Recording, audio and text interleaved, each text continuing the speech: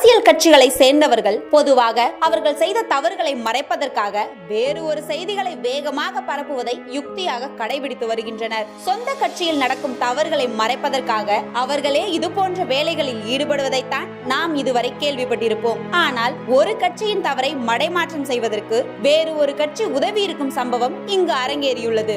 August 7ஆம் தேதி காலை 10:30 மணிக்கு திமுக அமைச்சர்கள் தங்கம் தென்னரசு, KKSSR ராமச்சந்திரன் மீதான சொத்து குவிப்பு வழக்கில் உரிய விசாரணை நடத்த வேண்டும் என சென்னை உயர்நீதிமன்றம் உத்தரவு பிறப்பித்திருந்தது.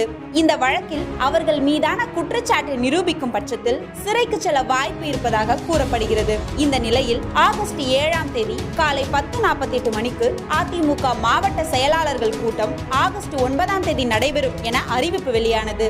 மேலும் அன்று மதியம் 1:38 மணிக்கு காலை 10:48 மணிக்கு அறிவிக்கப்பட்ட மாவட்ட செயலாளர்கள் கூட்டம் ரத்து செய்யப்படுவதாகவும் ஆகஸ்ட் 16ஆம் தேதி செயற்குழு கூட்டம் நடைபெறும் என்றும் அறிவிப்பு வெளியானது.